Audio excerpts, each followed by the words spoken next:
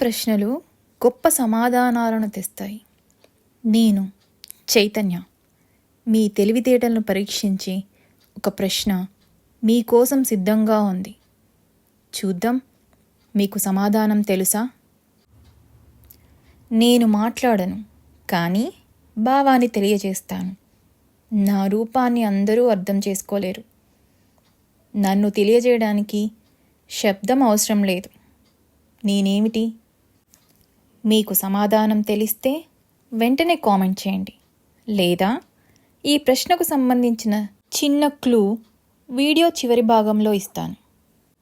ఇప్పుడు మనం కథలోకి వెళ్దాం.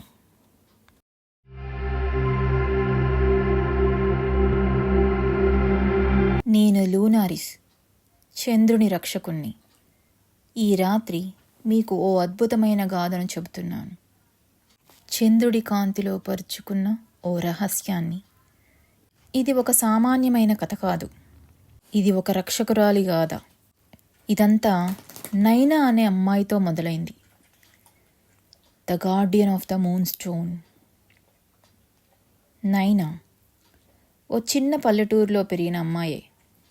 కానీ ఆమె మోచేయిపై ఓ ప్రత్యేకమైన అర్ధచంద్రాకారపు పుట్టుమచ్చ ఉంది. ఎవరూ దీని అర్థం గ్రహించలేకపోయినా తనలో ఏదో ప్రత్యేకత ఉందని నైనా ఎప్పుడూ అనుకుంటూ ఉండేది. ఒక రాత్రి ఆమె పున్నమి చంద్రుణ్ణి చూస్తూ ఊహల్లో మునిగిపోయింది. ఆ కాంతి ఆమెను ఆకర్షించింది. ఏదో ఆహ్వానంలా అనిపించింది. అదే సమయానికి ఆమె నాయనమ్మ ఆమెకు ఓ గొప్ప రహస్యాన్ని వెల్లడించింది. నైనా, నీ చేతి మీద ఉన్న ఈ పుట్టుమచ్చ సాధారణమైనది కాదు.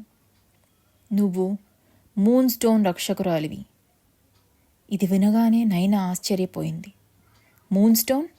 అదేంటి నానమ్మ అని అడిగింది. అప్పుడు నాయనమ్మ చిరునవ్వుతో చెప్పడం ప్రారంభించింది. ఒకప్పుడు ఈ భూమిపై శక్తివంతమైన రత్నం వెలుగొందేది. దానివల్ల సముద్రాన్ని కదిలించగలము, వాతావరణాన్ని మార్చగలము, కాలాన్ని కూడా ప్రభావితం చేయగలము. కానీ ఆ శక్తి దుష్టశక్తి చేతిలో పడకుండా మన కుటుంబం తరతరాలుగా దాన్ని రక్షిస్తోంది. కానీ ప్రమాదం సమీపిస్తోంది. ఓ క్రూరమైన మాంత్రికుడు విరోక్ ఆ రత్నాన్ని తన ఆధీనంలోకి తెచ్చుకోవాలని చూస్తున్నాడు. ఆ రహస్యం బయటపడితే అంతే. నైనా, మన కుటుంబం పరంపర కూడా అంతరించిపోతుంది. నువ్వు మాత్రమే దీన్ని కాపాడగలవు. ఈ మాట వినగానే నైనాలో భయం పుట్టింది. కానీ ఆ భయాన్ని అధిగమించక తప్పదు. ఆమె అరణ్యంలోకి ప్రవేశించింది. అక్కడ ఓ మాంత్రిక పిట్ట ఆమెను అడ్డుకుంది. నువ్వే నిజమైన రక్షకురాలవా? అయితే అంధకార అరణ్యంలో ముందుకు సాగు అని చెప్పింది. ఆమె నడుస్తూ ఓ పురాతన శిలాఫలకాన్ని కనుగొంది. దానిపై, నువ్వు చంద్రగ్రహణ సమయంలోనే నన్ను చదవగలవు అని రాసి ఉంది. నైనా దానిని ఊహించలేదు. చంద్రగ్రహణం వచ్చేదాకా ఆమె ఎదురు చూడాల్సి వచ్చింది. ఆ సమయం వచ్చేసింది. ఆమె ఆ రహస్యాన్ని ఛేదించింది. ఒక్కసారిగా అప్పుడు భూమి కంపించసాగింది. ఓ రహస్య ద్వారం తెరుచుకుంది. అది మూన్ స్టోన్ ఉన్న ప్రదేశం. కానీ అంత తేలిక కాదు.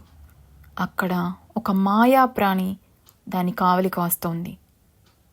నువ్వు నిజమైన రక్షకురాలివి అని నిరూపించు అని అడిగింది. ఆమె ధైర్యం చూపించాలి.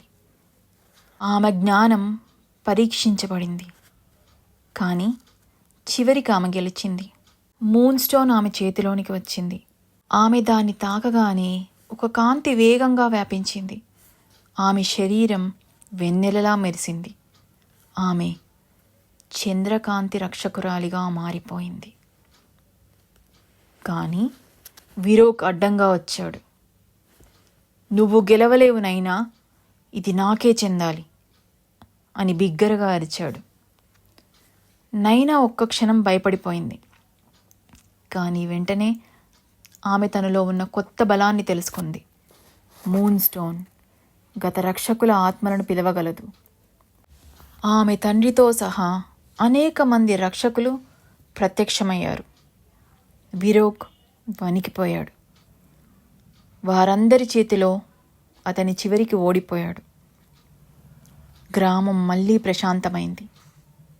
నైనా తన బాధ్యతను అర్థం చేసుకుంది. ఇప్పటి నుంచి ఆమె మూన్ స్టోన్ రక్షించే నిజమైన రక్షకురాలుగా నిలుస్తుంది. మీరందరూ గుర్తుంచుకోండి, ప్రతి ఒక్కరిలోనూ ఓ శక్తి ఉంటుంది. దాన్ని తెలుసుకోవడానికి ధైర్యం ఉండాలి. మీలోని చంద్రకాంతిని వెలిగించండి. ఇదే మా కథ. వెన్నెలలో మళ్ళీ కలుద్దాం.